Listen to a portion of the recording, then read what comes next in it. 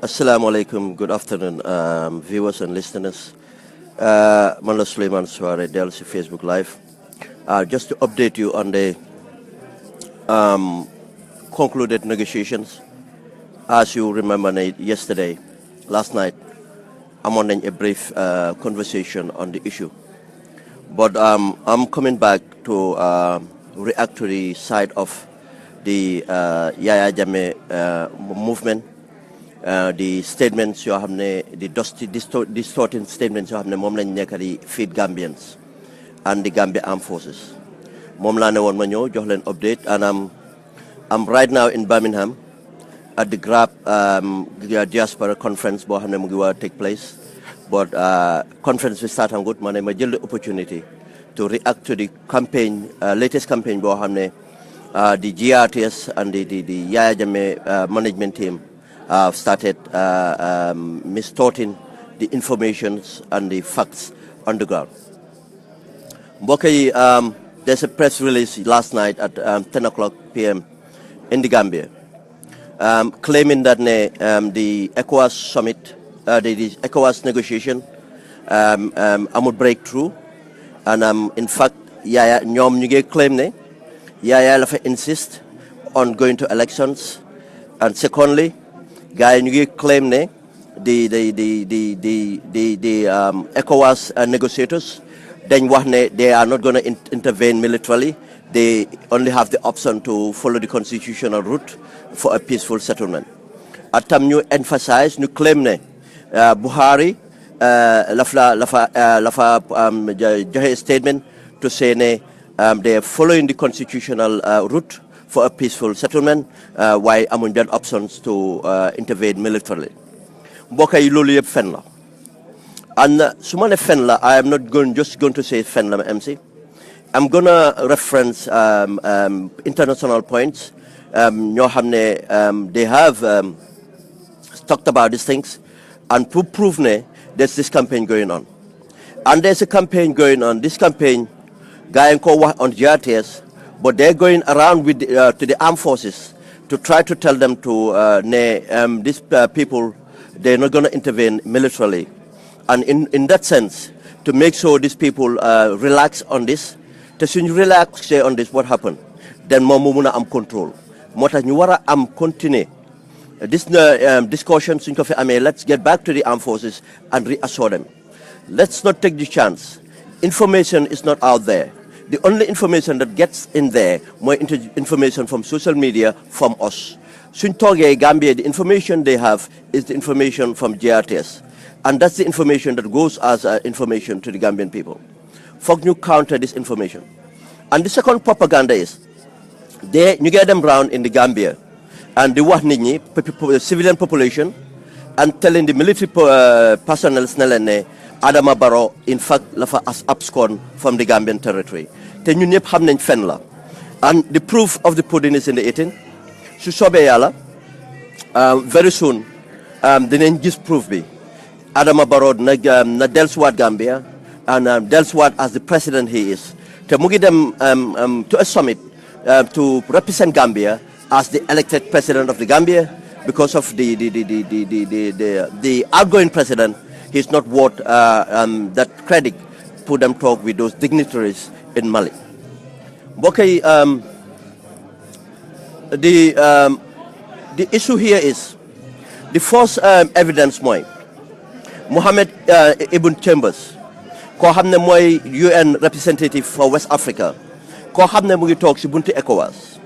Moom si statement am wax na lu set. Ibn Chambers mu ne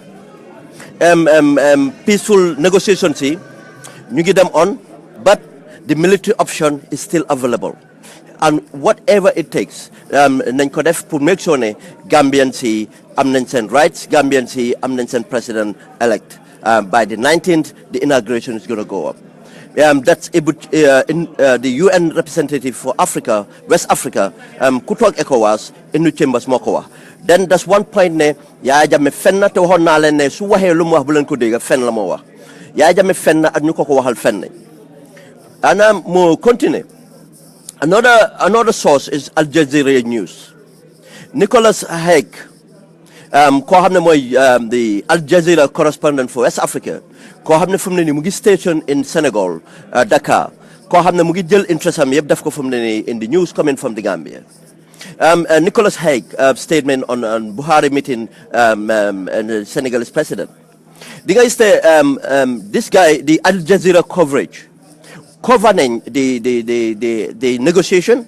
One negotiation si conclude nañ ko Gambia and Buhari bayoon na Gambia and the Liberian president ku nekk head of the Ecowas, chair of the Ecowas, and the outgoing the former president of Ghana, Mahama, ñoo desoon Gambia, but they concluding and they live in the Gambia. Why you get them meet to Mali, where the communique will be final, and that's the truth. But the interesting thing is, Nicholas Haig, Lafane, Buhari is left Gambia and is going to Mali to meet President Macky Sall. Dama buga ñu bàyyi xel that statement. This international journalist, mu ne the Nicholas Haig, mu ne the Nigerian president, koo xam ne mooy head of the negotiation, mu ngi jóge Gambia to go to Mali to meet the Senegalese president, Macky Sall. The important information there is, because of the Senegalese are to lead the operation, because of the cultural understanding and the geographical understanding and the political understanding and the logistic and availability, proximity to the Gambia from Senegal forces, and the time and intelligence and the penetration, infiltration the Senegalese forces have in the Gambia, or Senegalese intelligence have in the Gambia, more logical to Senegal to lead the operation. Legi su Buhari, the head of the negotiation, ko xamne moy contribute the biggest troops to the intervention, su ne mu ngee dem Mali to meet Macky Sall, waxut ne mu ngee dem Mali to meet any other president but Macky Sall, because of that's the that guy is the most important person in the mix of things. Bobu wane na ne these people are ready for a military intervention, and it follows. And Nicholas Haig confirmed another issue. Nicholas Haig confirmed ne because there are security reasons, and the one in a sense, ne Jammeh probably is a hostage situation, because there are security complications. You have the because of lot of the security service personnel around Jammeh have been implicated or accused of carrying out human rights abuses, and those people are in fear of prosecution when Jammeh left. Lolulum wax moy in a nutshell moy ne these people Jammeh have to guarantee these people's safety. Jammeh have to guarantee these people exit strategy. Jammeh si bopam is not only himself but the people with him ñoo xamne mo len commit law the human rights abuses. Then Jammeh is in a human right mu ngi in a hostage situation. Moy luñ len don wax, and being in a hostage situation, Jammeh have two things: either get trapped or Jammeh to try to fool the people because of mënu assure anything else and leave them there. Probably there's still an avenue for him that Jammeh will leave that country without the military intervention coming to him. But to fail that, the military intervention is coming onto Jammeh. And another bit is the reference Ecowas statement of ready to use force if Jammeh failed to hit power by January 18, but did not mean action on. Yes, Nicholas Haig, Al Jazeera, waxaat na beneen statement mu ngi jëm a clarify mu ne Ecowas made a statement that they are ready to use force if Jammeh failed to hand over power. But mu ngi clarify no doesn't mean that on the night of the 18th, force gonna be used. Why on the night of the 18th, the position would be moved from negotiation to enforcement. This whole move a position from negotiation to enforcement means that now, I mean, there's no other avenue to talk to the criminal, but to move the security forces, move the logistics, and prepare to secure the ground and take the hostage Jammeh from position. Yes, that the two is a statement bohamne. Clarify now to you guys, Gambian soldiers, clarify now to the Gambian public, Nelene Ecowas are really ready to do this. And another statement, my the United Nations and the AU have made it categorically clear. What it come may what. Ban Ki-moon what ko completely clear. Gambian voice have to be heard. Gambian decision. Gambian people, their right to a new government or to their president have to this thing. The United Nations have stood up and they have budgeted $320 million that have already started being spent because of anticipating the Yaya might not, and the forces are already been mobilized. And we have clear intelligence on the Nigerian forces, on the reference to the AP News, the Associated Press, Newsby, Pressby, the preparation in Nigeria, and in the military academic in Jaje, already the mobilization have taken place, and the Nigerian ground troops and special forces have already started rehearsing and practicing to be deployed to the Gambia. All this thing is a fact of the intervention is going to happen. Whether Jammeh likes it or not, and Jammeh would have to stop lying to the people. And another interesting part, Moy. Today, this morning, President Hollande, the president of France, in the summit of the Africa-French summit in Mali, for the summit mainly, it's based on French and African relationship, but the theme is about security. President Hollande again, he's made a specific address to the Gambia to say the French government are ready to support the African continent, are ready to support West Africa, and in the sense West Africa Ecowas for the military intervention in the Gambia. If the French president would stand up in a conference of African head of states and give a clear statement, and for clear amul ben grey area, the French government are ready.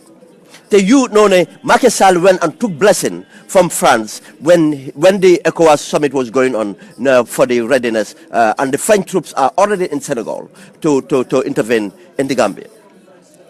And tonight, this evening, President-elect Adama Barrow will meet the French President Macky Sall. That is a strong statement. That's one of the strongest endorsements. If one member of the Security Council, France being a member of the Security Council, them the meet President-elect Adama Barrow, that's the strongest statement you can ever have. France have committed themselves, the Security Council have committed themselves, the Western countries have committed themselves, because France is an ally to Britain, France is an ally to America, France is an ally to Germany, France, they are major players in the AU. The commitment is very strong. Mota ñu wara am hope and I'm confident come Maywood, Yaya Jammeh is going to go and most probably is going to go through a military intervention. Bohamne is calculated and is going to be managed and effectively. The collateral damage would be contained. The most important piece of evidence actually happened in the Gambia. What actually happened in the Gambia was, is either Yaya Jammeh is telling Pokis, or Yaya Jammeh is ready to sacrifice some of his soldiers. But Yaya Jammeh hamnane he's going to go. Because of, it proved Yaya Jammeh is an amateur. It proved the people around Yaya Jammeh, they are amateurs. What actually happened yesterday, Moy? Before President Buhari left the Gambia, the Nigerian Air Force, with their Boeing, the aircraft NF, with their aircraft NF-931, aircraft, sorry guys, there was some noise there. The aircraft NF 931, dafa land at the international airport. Gambia, so let them in Google the aircraft, military aircraft NF 931, would tell you the capabilities of that aircraft. And Senegal, just last month, have a delivery of the same aircraft from Malaysia. Aircraft will have the capabilities of run, eavesdropping, to collect information from the air, from the air to the ground, to take pictures, to take video recordings and surveillance from the air. And that, what was that aircraft doing in the Gambia?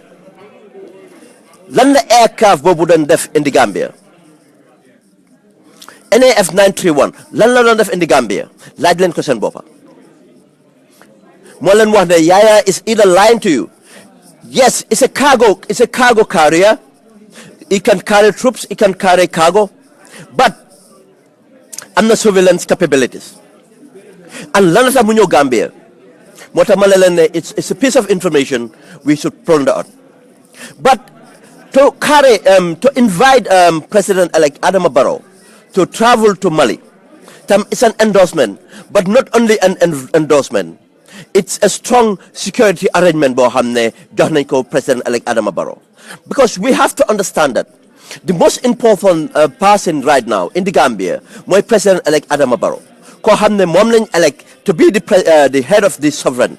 And this sovereign, we are the most important people, but we elected among ourselves one person who should be more important than us to lead us, to be the head of the sovereign. The security of that individual is very important. More to take Adama Barrow and invite him to a summit, yes, it's a political endorsement, but it's a security arrangement. And Lulu guarantee when Adama Barrow return to the Gambia, Adama Barrow is going to return to the Gambia as a president, waiting with the full security arrangements, the full security guarantees, and most probably, Markov, Marlon Kowa, when Adama Barrow return, the date not given to you, Adama Barrow is going to return as the president of Gambia because of Yaya Jammeh might have already left the Gambia or Yaya Jammeh might have already been captured. What are new and interesting developments? I'm confidence. Can you please take all this information and share video and share the information to the Gambian public? You counter the information coming from the GRTS lying to us now, there's not going to be a military intervention in the Gambia. Lying to us now, Ecowas promised them there's a constitutional route to the country. It's a lie. The foreign minister of Nigeria, Bumjahe briefing, the negotiation is still ongoing and they're going to give their final communique today. And we could journalists like the word about elections, the word about the Supreme Court was not spoken about. Sorry guys, the conference is about to happen. The noise has come in. But the foreign minister of Nigeria made it categorically clear. During the negotiation, they did not talk about elections. During the negotiations, they did not talk about the Supreme Court. During the negotiations, they talked about Yaya Jammeh leaving power peacefully. In Sukov Defut, the red act have been read. And the other developments are the American Special Forces. Definitely. The American Special Forces, UNECA in the Gambia. We didn't want to tell you that before. We told you about the force team that went in the 3 days before the elections. But the second reinforcement were in the Gambia last week, and they were lodged at the Coco Ozone. But some of these these idiots from the Gambia Armed Forces, I'm not talking about the patriotic Gambian Armed Forces, but the gangsters, Nyuneka Yaya Jammeh, they went to the Coco Ozone and tried to irritate these people. And these people have to vacate the Coco Ozone, and they have moved to a secret location, and the other location is the American Embassy. The American Special Forces in the Gambia right now moving from the Coco Ozone, and from the Coco Ozone they have moved to a private location, a secret location, And the other location, which is known to us, is the American embassy at Fajara. All those people, why are they in the Gambia? They are in preparation to do their operation. Motanak su GRTS, they may in a campaign to lie about this thing, they are lying. And another piece of intelligence is Sheikh Tijan Jeng, the NIA director of operation, have left the Gambia, have absconded almost a week ago. Sheikh Tijan Jeng ko hamne mo signed the affidavit for the death of Solo Sandeng, and mo signed the affidavit and witness to the torture of Fatmata Jawara, Njogo Njai and others. Génn Gambia, abscond na, but fu munti dem will get him back. Mbokay, that's the update. And just to remind Gambians, ñu fatali len ne lu Yalla def mo gën. Su Yaya Jammeh conceded defeat and mu tok Gambia be under 19 mu hand over power, Gambia dañ don am security problems.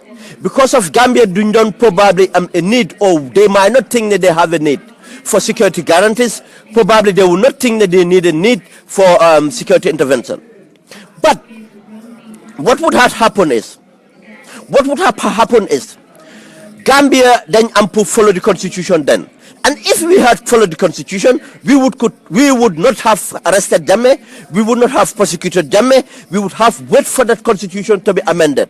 To amend that constitution would have wait for a new parliament to be instituted. And in that period would have elapsed about 4 to 6 months minimum. In 6 months of Yaya Jammeh sitting in the Gambia, Yaya Jammeh could have caused us another trouble. Yaya Jammeh could have agitated for insecurity in the Gambia. Mota Nyunalene, thank you very much. Yaya Jammeh been stupid and irritated us for this 60 days. But Yaya Jammeh have done the Gambian people a favor, and Allah have given Gambia a favor, done Gambia a favor by making Gambians to take this thing very seriously, and the international community to take Gambia very seriously. And so sobe Yaya Jammeh nafa joge the way we want it. Yaya Jammeh dina gain as a hostage. Yaya Jammeh dina gain as a captured prisoner. Yaya Jammeh dina gain as a dead body. These are the three options now. He have Yaya Jammeh to gain as an asylum seeker anymore. So gain he's going to be taken as a hostage. So gain he will be taken as a prisoner. So gain he will be taken as a dead body. And anybody else who stand with Yaya Jammeh is going to be considered and could die. Why final note before we start the conference or go to the conference? Let's keep the videos going. Let's keep the radios going. Let's keep the communication going. Let's keep assuring Gambian people that Adama Barrow is still the president-elect. Adama Barrow for gain for strategic reasons. Adama Barrow for gain for international engagement. Adama Barrow for gain for political support. Adama Barrow is coming back as the president of the Gambia with security escorts and security endorsement. And the Gambian people will be secured. The international community are resolved in standing with the Gambian people. And thank you very much for you all for listening, and please let's carry this message. Thank you to you all. Thank you.